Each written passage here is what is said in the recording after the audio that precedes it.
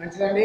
2020 సంవత్సరం 10వ నెల 3వ ఆదివారంలోనికి నడిపించిన దేవునికి స్తోత్రాలు చెప్పండి. హల్లెలూయా.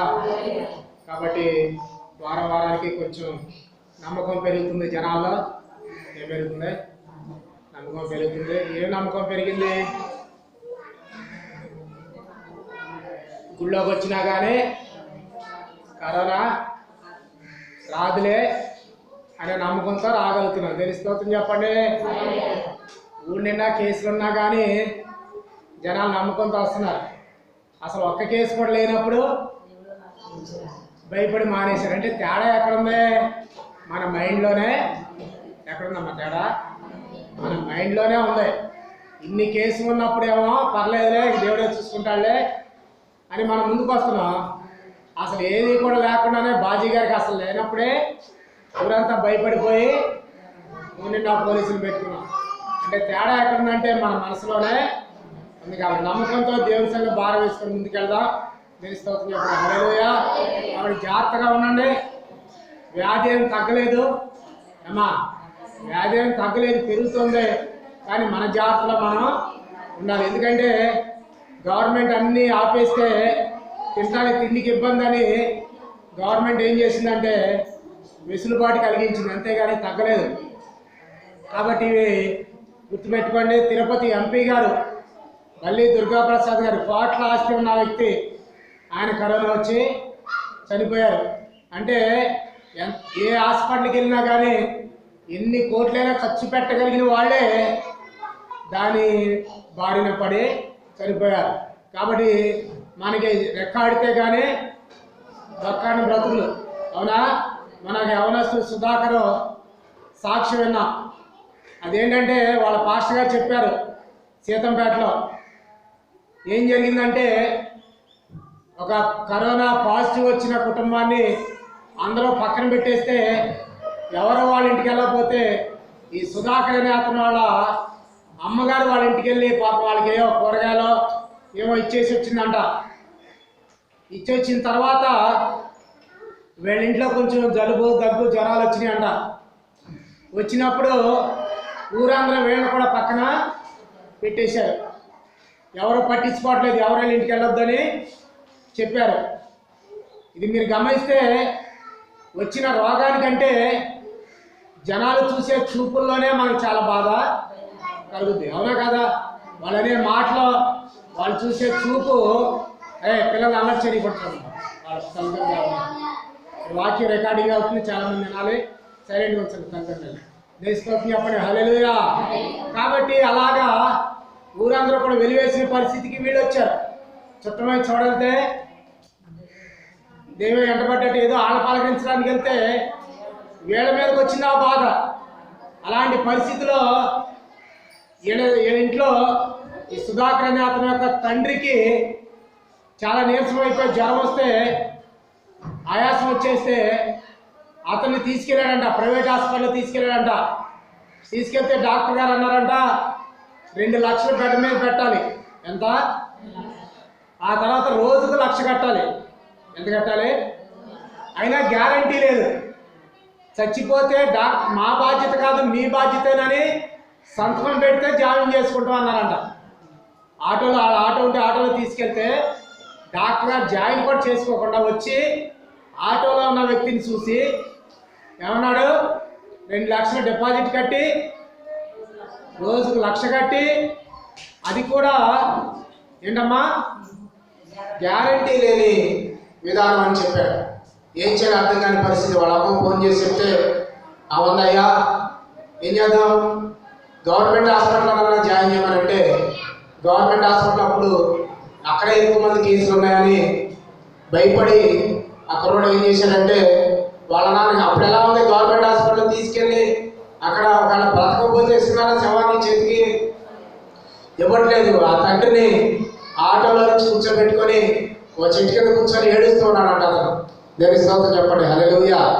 అలా ఏడుస్తూ ఉండి ఇంకేమనిపించిందో దేవుడు మాట్లాడినట్టు అనిపించి గవర్నమెంట్ హాస్పిటల్కి వెళ్తే వాళ్ళ శవాన్ని కూడా ఎవరో ప్రైవేట్లో చూపించలేమని వెనక్కి ఇంటికి తీసుకొని వచ్చేసాడు. అలాంటి జ్వరంతో ఉన్న వ్యక్తిని తీసుకొచ్చి ఇంటి దగ్గర పెట్టుకొని ఉన్నారు. అలా పెట్టుకొని ఉన్నాక వారం రోజుల తర్వాత వాళ్ళ ఊరిలో టెస్టులు జరుగుతుంటే వీళ్ళందరూ కూడా అక్కడ టెస్ట్కి వెళ్ళారంట. టెస్ట్కి వెళ్తే అందరికీ టెస్ట్ అయిన వీళ్ళ దగ్గరికి వచ్చేసరికి కిట్లు అయిపోయినాయి అన్నారంట. 2 రోజుల తర్వాత వేరే ఊర్లో టెస్టింగ్ జరుగుతుంది, అక్కడ తీసుకెళ్ళమని చెప్పారట. 2 రోజుల తర్వాత అక్కడికి వెళ్ళారు. వీళ్ళు ఎవరు పట్టించుకోవట్లేదు, ఇతనే తీసుకెళ్ళాలి, ఇతనే తీసుకురావాలి, ఎవరు ఇంటికి రావట్లేదు. ఆ పరిస్థితిలో 2 రోజుల తర్వాత వేరే ఊళ్ళోకి టెస్ట్ చేయించుకుంటే వీళ్ళ ఇంట్లో ఎవ్వరికి ఒక్కడు కూడా ఆ వ్యాధి లేదని అందరికీ నెగిటివ్ రిపోర్ట్ వచ్చినాయంట. చెప్పకూడదు. ఎందుకని ఈ మాట చెప్తున్నానంటే దేవుని కృప ఉంటే తప్ప బ్రతికే పరిస్థితులు ఇవి కాదు. కాబట్టి మనమున్న పరిస్థితిలో మనం దేవుడి మీదే ఆధారపడాలి. ఆయన అంటాడు దావీదు కీర్తనలో 23వ అధ్యాయము, కీర్తన గ్రంథం 23వ అధ్యాయం 4వ వచనం చదువుకున్నాం. కీర్తన గ్రంథం 23వ అధ్యాయం 4వ వచనం. అంటే మనం అతని గురించి చెప్పాం, అది బయట సాక్ష్యం. మన సంఘంలో కూడా అదే సాక్ష్యం చెప్పింది, అవునా? మన సంఘంలో ఇంకేముంది అయిపోయిందని అనుకున్న పరిస్థితిలో జయరాజు గారిని దేవుడు ఏమంటే స్వస్థపరిచి మన సంఘం మీద వచ్చిన నిందని వాళ్ళని బట్టి ఎవరికైనా వచ్చింటే ఏమనే వాళ్ళు రైట్ బయట నప్పారు అలా తెలుస్తుంది చెప్పండి. హల్లెలూయా. కాబట్టి దేవుని కృప ఉండాలంటే ఏముండాలి? దేవుని కృప ఉండాలి. కాబట్టి చదవండి 23వ అధ్యాయం, కీర్తన గ్రంథం 23వ అధ్యాయం 4వ వచనం. గడాంధకారపు లోయలో నేను సంచరించినను ఏ అపాయములకు భయపడు. చెప్పడం మా గాఢాంధకారపు అనాలందరూ. గాఢాంధకారపు లోయలో నేను సంచరించినను. ఏ లోయ అంటది? లోయ అంటే తెలుసా మీకు? లోయ అంటే ఏంటమ్మా? పల్లం, గొయ్యి. కొండ ఉంది ఎత్తు, కొండ పక్కన లోతుగా ఉన్నదాన్ని ఏమంటారు? లోయ అంటారు. తెలుసుకోవచ్చు చెప్పండి. గొయ్యి అంటే చిన్నదే, లోయ అంటే చాలా లోతైంది. ఈయన ఏమన్నాడు? చీకటిగా ఉన్న లోయలో నేను వెళ్ళిన దేవుడే నన్ను కాపాడుతారన్నాడు. తెలుసుకోవచ్చు చెప్పండి. హల్లెలూయా. యేసు ప్రభు వచ్చినప్పుడు అదే మాట అన్నారు. లూకాసు వార్త 3వ అధ్యాయం 6వ వచనం ఉన్నది. లూకాసు వార్త 3వ అధ్యాయం 6వ వచనం. యేసు ప్రభు వారు భూమి మీదకి ఎందుకు వచ్చారు అంటే మనము లోయలో, మనము పల్లంలో ఉండాలని కాదు, దేవుడు మనం ఎత్తులోనే ఉండాలని దేవుడు కోరుతున్నాడు. చదవండి లూకాసు వార్త 3వ అధ్యాయం 6వ వచనం. 3, 6 కలిసి ఉంటుంది. చదవండి.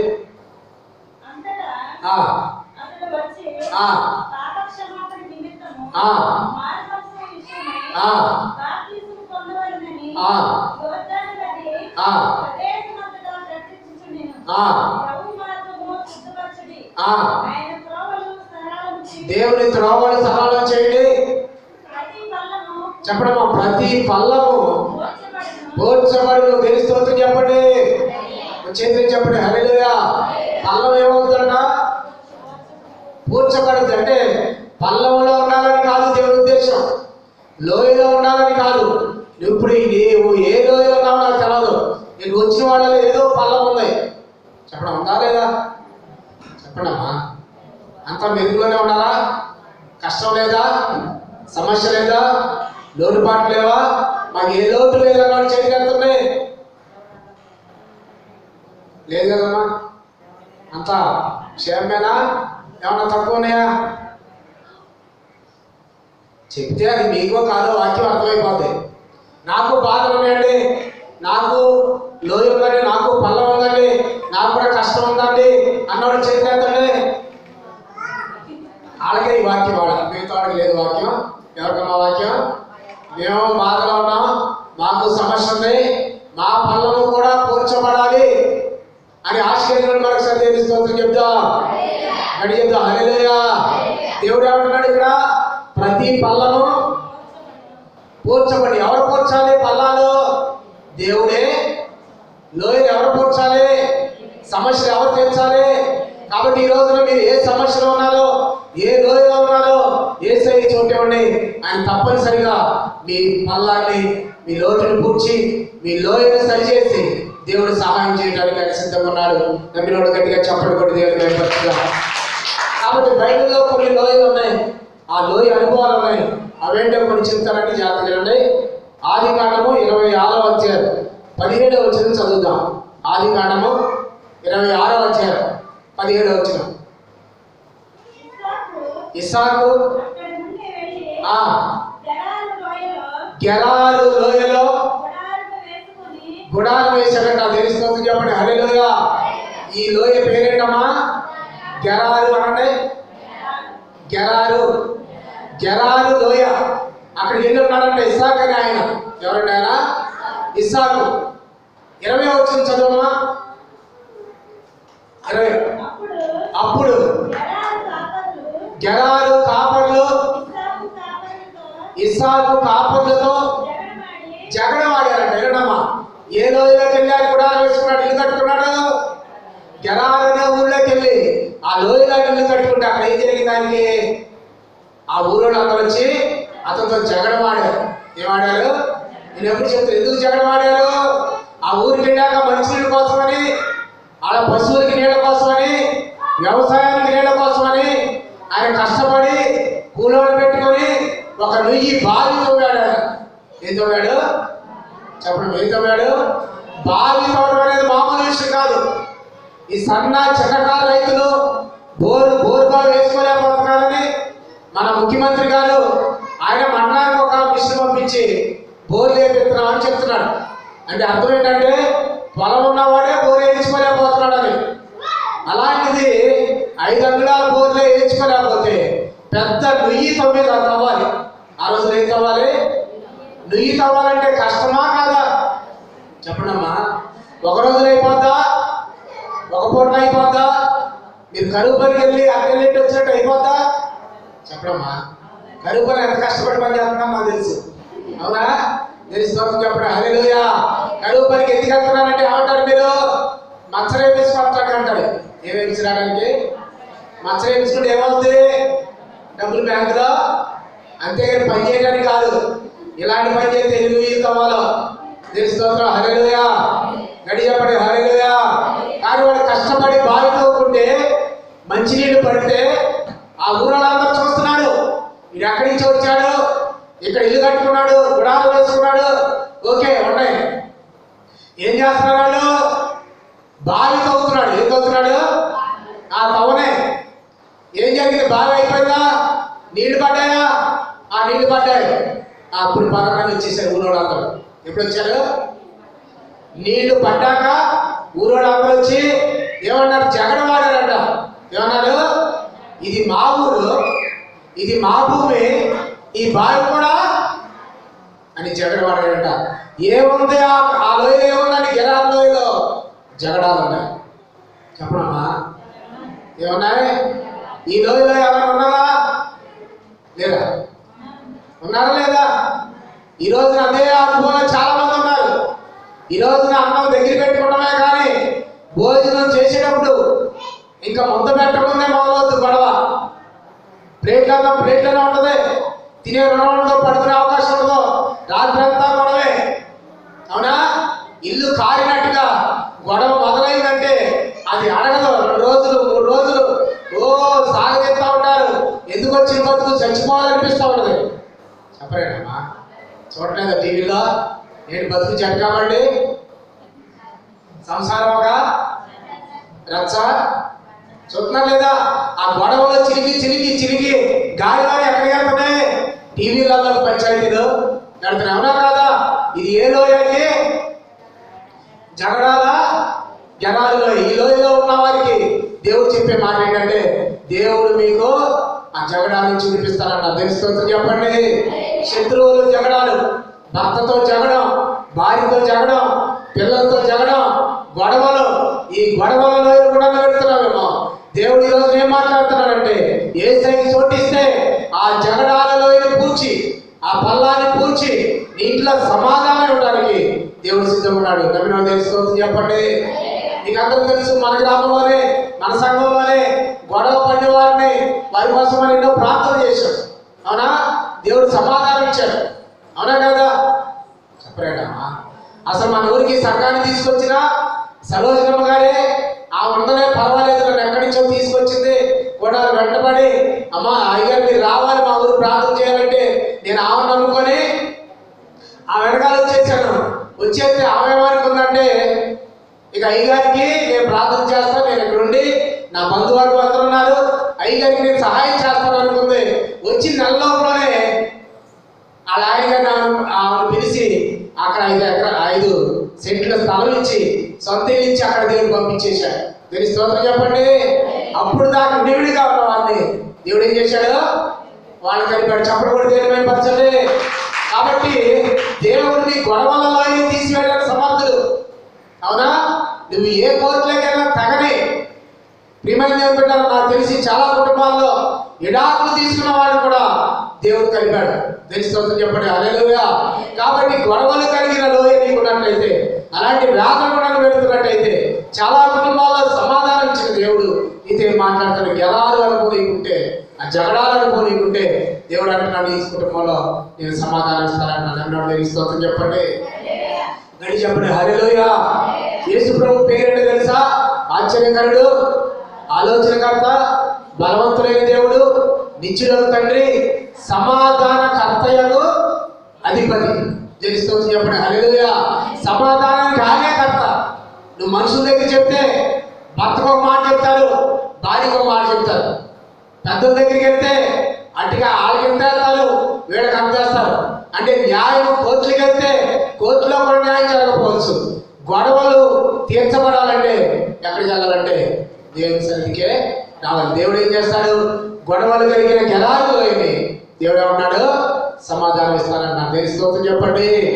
అప్పుడు గొడవలన్నీ ఆయన ఇస్తానికి తొలగిపోయి ఆయన విత్తనం వేసి 100 పంట కోసాడని బైబిల్లో ఉంది. కాబట్టి నువ్వు దెబ్బలాడితే నీ వల్ల కాదు. నీకు సాలి జరగడం అంతే. వాళ్ళు ఒకటంటే నువ్వు 2 అన్నావు చూస్తావు. ఆడేమంటారు, వాళ్ళు 4 అంటారు. అసలు మాకేమీ తెలియదు. అంటే పొరపాటు మేము దెబ్బలాడేదన్నట్టు మాకు అన్ని తెలిసారా? చెప్పరండి అమ్మా.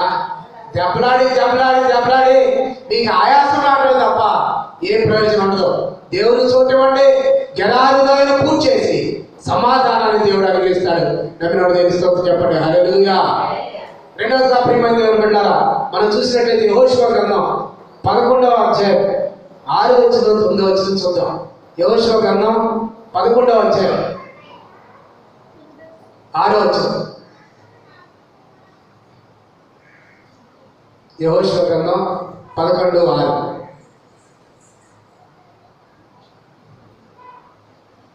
చింతలు గురైనట్టుంది.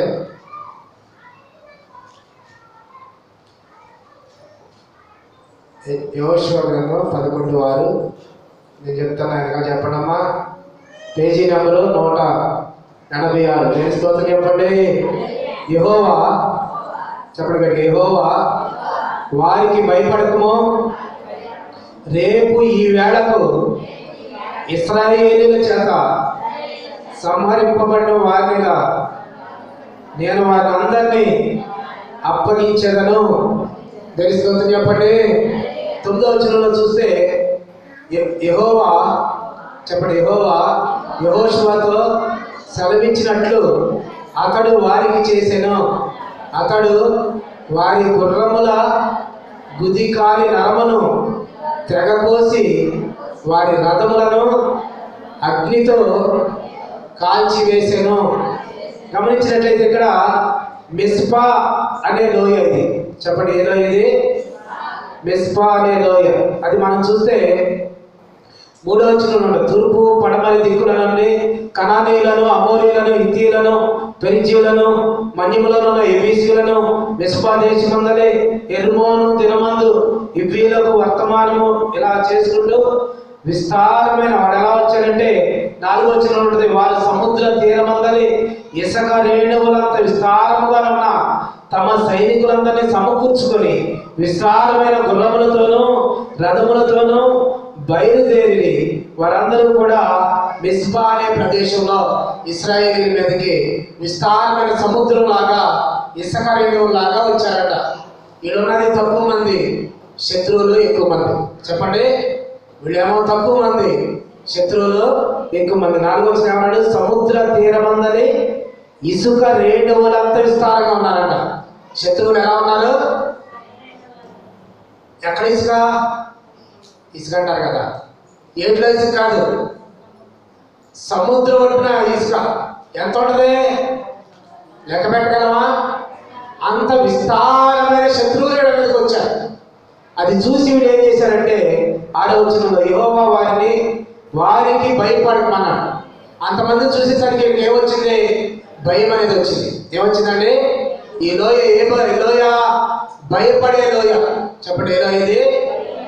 మరి శ్రమలు వస్తున్నప్పుడు ఏమండి, ఒక దారికని వెళ్తుంటే రెండోది ఏంటమ్మా, ఒకటి తీరుతుందో లేకుండా ఒక సమస్య మీద ఉన్నామంటే, పెద్దోడికి జ్వరం వచ్చిందంటే మరి అంటే పిల్లవాడికి వాంతులు వచ్చినారు. ఇది చూస్తూ ఉంటే అలాగే అది చూస్తూ ఉంటే ఇంకొకరికి, వాళ్ళ అత్తగారికి, పిల్లలకి అన్ని ఒకేసారి వచ్చినాయి అనుకో, భయపడతామా భయపడమా? చెప్పడమ్మా. ఒకరు కాదు, ఇద్దరు కాదు, ఊరంతా శత్రువులు అయితే భయం వేస్తుందా లేదా? ఎవరు ఎట్టించి అవుతారో, ఎవరు ఏం చేస్తారో అనే భయం. భయపడే లోయ ఇది. ఏదో ఇది ఒకటేమో గెరాల లోయ, జగడాల లోయ, దేవుడు పోల్చుతానంటున్నాడు. రెండోది ఏంటి? భయపడే లోయ, భయాలతో ఉన్న లోయని దేవుడు ఏమంటాడు? భయపడద్దు. ఇసుక రేణువులతో వాళ్ళు ఉన్నా కానీ వాళ్ళ వైపు మీరు చూడొద్దు, వాళ్ళని చూసి భయపడద్దు. నీ శత్రువులు ఎంత అధికమైన ఉండొచ్చు, కానీ నా వైపు చూడు, నేనేం చేస్తానో తెలుసా? మీ భయపడే లోయలో వాళ్ళని నేను ఉంచేసి మీకు విజయాలు ఇస్తానంటున్నాడు.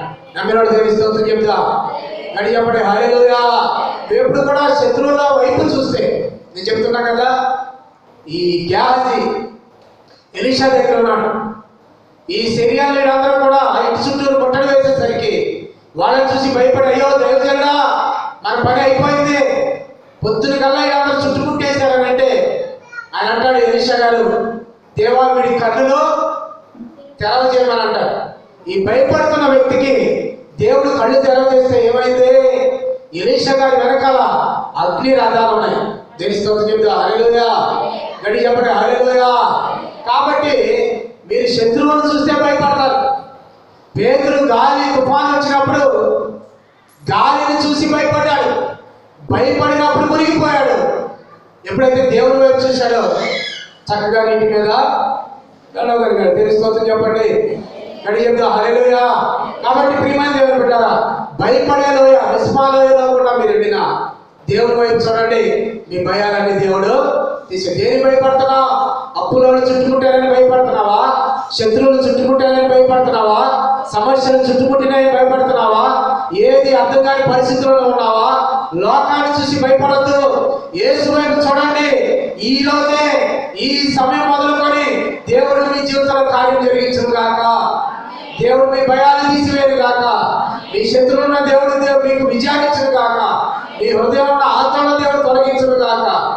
రెండు రోజుల గురించి చూసి, ఒకటి జగడాలలో దేవుడు పూడ్చివేశాడు, రెండోది భయాలతో ఉన్న లోయని దేవుడు పూడ్చివేశాడు. మూడోదిగా మనం చూస్తే ఒకసారి మొదటి సమయాల గ్రంథం 17వ అధ్యాయం 19వ వచనంలో మనం చూస్తే ఏలా లోయ అనండి. సౌండ్ పెంచండి. సౌండ్ పెరగలేదా? పంపులు కాడే పెరుగుద్దా? దెబ్బలాట కాడే పెరుగుద్దా? ఇప్పుడు కొంచెం గట్టిగా పెంచని తెలిసిపోతే చెప్పండి. ఎలా లోయ ఏం జరుగుతుందంటే, దేవుని ప్రజల మీదకి ఫిలిష్తీయులు యుద్ధానికి వచ్చారు. వచ్చిన వాళ్ళలో నేను చెప్తున్నాను కదా, గొల్యాత్ అనే 6 మూల జానులు వ్యక్తి వచ్చాడు. ఆయన తల మీద 8 కేజీలు లేకుంటే కాళ్ళకి ఇంత, ఆయన బలవంతుడై వచ్చి ఏలా అనే లోయలో ఇశ్రాయేలుకి 40 రోజులు సవాల్ ఇస్తున్నాడు. మీరు మగవాళ్ళు అయితే, మీరు ఎవరైనా ఒక మగవాడు ఉంటే, వీరుడుంటే నన్ను ఒక్కడిని గెలవమనండి. ఎవరిని? నన్ను ఒక్కడిని గెలవండి చాలు, మేమందరం మీకు దాసోహం అవుతాం. గెలవలేదనుకో మిమ్మల్ని మేము ఆక్రమించుకుంటామని యుద్ధానికి వాళ్ళు వచ్చి సవాల్ విసురుతున్నారు. ఎలా ఏముంది? సవాల్ అనండి, ఛాలెంజ్ అనండి. కొంతమంది చేస్తుంటారు, కొంతమంది శక్తి లేని వాళ్ళు సవాల్ చేస్తారు. నేనేంటో చూపిస్తా, నీ సంగతే తేలుస్తా, నేనేంటో, నా బలగం ఏంటో, అదేంటో ఇదేంటో అంటా ఉంటావు. అవునా? చెప్పలేదమ్మా. కాబట్టి కొంతమంది మన మీద ఛాలెంజ్ చేస్తుంటారు. మనం ఏదో మాట్లాడకుండా చూపించంటాం, కానీ ఇంటికి వస్తే మనకు భయం. మామూలు అంటే వాళ్ళ మీద ఎగబడతాం, అది చూపిస్తానంటే అంటే చూద్దామంటాం. కానీ నీకన్నా గొప్పోళ్ళు వచ్చి, రాజకీయ నాయకులు వచ్చి, అధికారంలో ఉన్న వాళ్ళు వచ్చి, లేదా 10 మంది ఉన్న వాళ్ళు వచ్చి నీ సంగతి తేలుస్తా అని ఏదైనా ఛాలెంజ్ చేశారనుకో, భయం వేస్తుందా లేదా? 40 రోజులు వచ్చి వాడు సవాల్ చేస్తే ఒక్కడి కూడా ఆయన మీద యుద్ధానికి వెళ్ళలేకపోయారు. దావీదు ఇంట్లో 3 అన్నయ్యలు ఉన్నారు. యుద్ధంలో ఎంతమంది ఉన్నారు? 3 అన్నయ్యలు కూడా ఆయన దగ్గర ఎదిరించలేకపోయారు. అయితే దావీదు దేవుడు నమ్ముకొని వాడి ఛాలెంజ్ చేస్తే దావీదు కూడా ఛాలెంజ్గా ముందుకెళ్ళాడు. దావీదు చూస్తే చిన్నవాడిగా ఉన్నాడు, ఆయన చూస్తే 6 మూల జాలు ఉన్నాడు. ఇప్పుడు చూడండి ఛాలెంజ్ ఎలా ఉంటుందో, చూసేవాడికి ఎలా ఉంటుందో చెప్పండి. వాడేమో రండి, దమ్ముంటే వాడైనా మీలో వీరుడుంటే మగోడు ఉంటే రండి ఆయన సవాళ్ళు చూస్తుంటే దావీదు వెళ్ళాడు ముందుకి. చూశాడు, నువ్వేంట్రా ఒడిశాలో కనబడుకుని వస్త్రం ఏంటి? అసలు ఏమన్నా ఇదేమన్నా మాట్లాడండి అమ్మా, ఎలా ఉంటుంది? నీతో అయితే చిచ్చి వెళ్ళిపో అన్నాడు ఆయన. సవాల్కి మీ వాళ్ళు నీవు తప్పేవాడు దొరకలేదు వాళ్ళకన్నాడు. కానీ అలాంటి ఛాలెంజింగ్ పరిస్థితిలో దేవుని వైపు చూసిన వ్యక్తి ఆ ఛాలెంజ్ని ఎదుర్కోగలిగాడు. తెలుసుకోవచ్చు చెప్పండి హల్లెలూయా. ఏ ఛాలెంజ్ని? ఆ బలవంతుడైన వాడి ఛాలెంజ్ని బొట్టోడే ఎదిరించేసి వాడిని చంపి రాయితో కొట్టగానే, నేను ఎప్పుడు చెప్తున్నాను కదా, వెనక పడాల్సిన వాడు బాగా పడ్డాడు. వాడికంటే తీసుకొని, ఎవరికంటే తీసుకొని వాడి తలనే తెగనడిగాడు. ఇది ఛాలెంజింగ్ ఎలా ఉంటుందంటే, ఈ బొట్టోడైన దావీదును ఆ 6 మూల జాలు ఉన్న గొలియాతు ఛాలెంజ్ ఎలా ఉంటుందంటే, ఓరి పిచ్చోడని వెళ్ళిపో, బుట్టాడు నేను చూస్తుంటే అసలు నేను యుద్ధం చేయబడద్దు కాబట్టి వెళ్ళిపోయానంటే, లేదు నేను చేస్తాను యుద్ధం, నీ సంగతి ఏదో తెలుస్తానంటే ఆయన ఏమన్నాడు తెలుసా? ఈరోజు నిన్ను చంపి నీ మాంసాన్ని గద్దరికి కాకులకి ఇసిరేస్తానంటాడు ఆయన. ఎవరో గొలియాతు ఛాలెంజ్ అంటాడు ఆయన. అంటే ఏమేమంటాడు తెలుసా దావీదు? నేను ఛాలెంజ్ చేస్తున్నా, ఈరోజు నేను నిన్ను చంపి నీ తల తెగనెరుగుతానన్నాడు. ఏమన్నాడు దావీదు? చెప్పండి అంటారు కదా, కోసి అంటే ఇట్లు కోసేస్తా నరికేస్తా అంటారు కదమ్మా. దేని స్తోత్రం చెప్పండి హల్లెలూయా. ఎవరు నీ తల తెగ నరుగుతానన్నాడు దావీదు. తెగ నరుగుతానన్న వాడి చేతిలో కర్ర ఉంది. ఏముంది? ఏముందమ్మా? తెగ నరుగుతానన్న వాడి చేతిలో ఏముండాలి? కత్తి ఉండాలి. అవునా? చెప్పరే. నరుగుతానన్న వాడి చేతిలో కత్తి ఉండాలి, కానీ ఏముంది? కర్ర ఉంది. కర్ర పట్టుకొని అన్నాడు నీ తల తెగ నరుగుతాను అన్నాడు. చూసేవాడికి ఎలా ఉందంటే ఆశ్చర్య ఉంటుంది. కానీ దేవుడు నమ్ముకొని వెళ్ళాడు కాబట్టి తల తెగ నరికాడా లేదా? ఎవరి కత్తితో నరికాడు? అతని కత్తితోనే అతని తలను తెగ నరికాడు. దేవుని చెప్పండి హల్లెలూయా. కాబట్టి ఈ మాట ఎందుకు చెప్తున్నాడంటే, చాలా మంది నేను సవాల్ చేస్తుంటారు, లేకుంటే పోటీకేస్తుంటారు, నీ ఇల్లును జప్తు చేస్తానంటారు, లేకుంటే నీకున్న వస్తువులు పట్టుకెళ్ళిపోతానంటారు, ఆ తారీఖులో నువ్వు కట్టకపోతే నేను ఏం చేయాలని చేస్తానంటారు. ఇందులో మీకు బాగా అనుభవం ఉన్నారు. సుంచరిన వాళ్ళు అప్పంటారు. ఎవరప్పన్నా తీసుకోండి, కానీ వాళ్ళు కట్టకపోతే ఏం చేస్తారు? వాళ్ళు ఎలా వసూలు చేయాలో వాళ్ళు తెలుసు. అలాంటి అప్పులు లేకుంటే అన్ని వెళ్ళిపోతాయనుకున్న అప్పులు, అలాంటి అప్పులు ఛాలెంజ్ చేస్తాయా? ఇది ఎలా తీర్చబడతా అనుకుంటున్నావా? నన్ను అన్నాడు, నేను మనం చెప్పాను, ఫోన్ కావాల్సి వస్తే ఓ పాస్టర్ ఏమన్నారమ్మా, నువ్వు సగం పెట్టుకో, 2000 పెట్టుకో, మిగతా 3000 నేను పెట్టుకుంటాను అన్నాడు. నా దగ్గర చేతిలో డబ్బులు లేవు, అయినా కానీ బయలుదేరి అతని దగ్గరికి వెళ్తున్నాను నేను.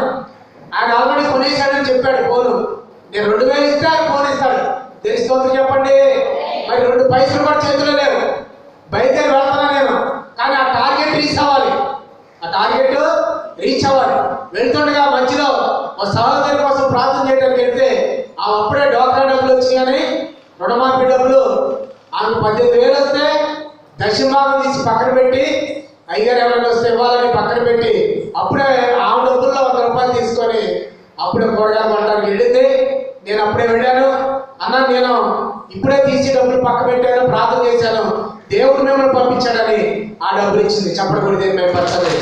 నేను అనుకున్న టార్గెట్ రీచ్ అయిందా లేదా? ఈయన జేబులు డబ్బులు పట్టుకుని వెళ్ళారా? చెప్పనమ్మా. ఈ స్థలానికి మనం మందిరానికి కట్టడానికి పూనుకున్నప్పుడు మన చేతిలో డబ్బులు ఉన్నాయా? చెప్పలేటమ్మా. మందిరానికి మనం పునాది వేసినప్పుడు ఇన్ని లక్షలు ఖర్చు అవుతాయని అనుకున్నప్పుడు మన దగ్గర డబ్బులు ఉన్నాయా?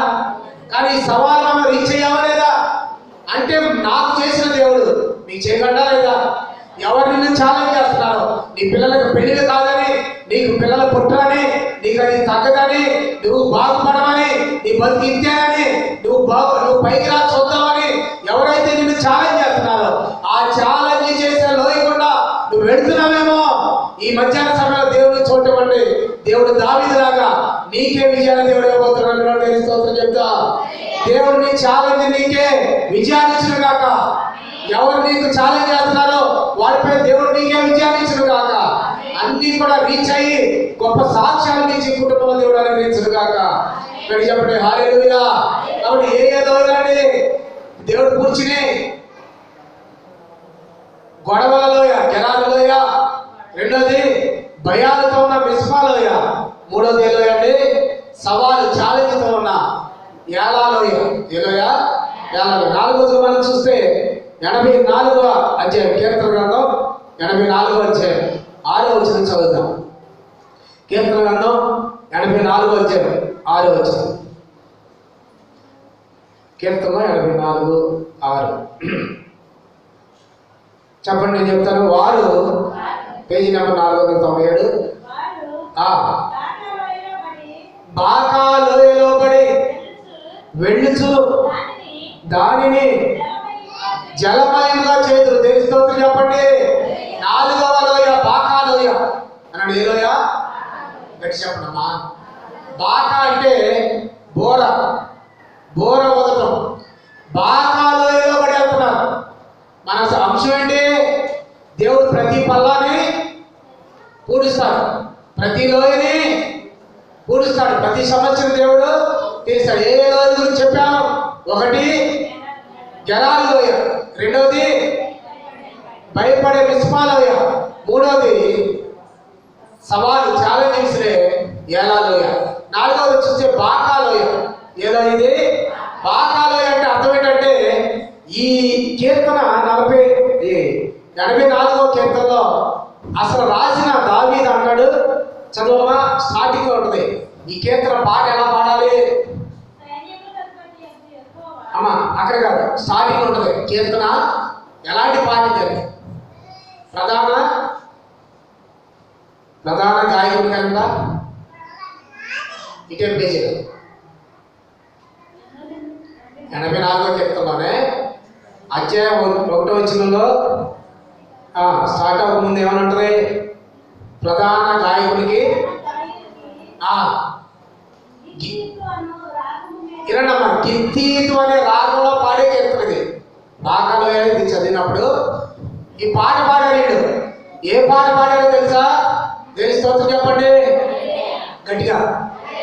సంతోషంగా దేని స్తోత్రం చెప్పండి గట్టిగా. రెండు చేతులు ఎత్తి. వీడు ఏ సమస్యలో పాడారో తెలిసేది గిత్తీతు రాగంలో పాడారంట. ఏ రాగంలో పాడారు? ఇప్పుడు మీరు పాటలు పాడుతున్నారు, ఏ రాగంలో పాడుతున్నారో మీకు తెలుసా? మీరు ఎంచుకున్న రాగం ఏంటి? తాళం మీద అంటారు చూసారా? తెలుసుకోవద్దు చెప్పండి హల్లెలూయా. ఆ రాగాలు తాళాలు లేకపోయినా పాడేస్తూ ఉంటారు. కొంతమంది ఏ సందర్భంలో ఏ పాట పాడాలో తెలియదు. ఈ పాట ఏ పాట అంటే గిత్తీత్ అనే రాగంలో పాడిన పాట. గిత్తీత్ అంటే అర్థం ఏంటంటే తిరగలి అనే రాగం అంట. ఏ రాగం ఇది? తిరగలంటే రెండు రాళ్ళ మధ్య నలిగిపోతుంటే చూసారా? అక్కడ వచ్చే సౌండ్తో పాడాలంట. గానుగా విసిరినట్టుగా, తిరగలి విసిరినట్టుగా అందులో నలిగిపోతున్నప్పుడు వస్తుంది చూసారా? గింజలు కానీ ఇప్పుడంతా మిక్సీ అయిపోయా. ఏమైనా మీరు మిక్సీ ఎత్తే వాళ్ళు మిక్సీ వేస్తున్నారు. లేదు తెలుస్తోంది హల్లెలూయా. కాబట్టి ఆ నలిగిపోయినప్పుడు వస్తుండదు చూసారా? ఆ నలుగురిలో వచ్చే సౌండ్తో ఈ పాట పాడాలంట. తెలుస్తోంది చెప్పండి హల్లెలూయా. బాకాలోయ అనే ఈ కీర్తన, ఈ మాట ఏ స్వరంలో పాడారంటే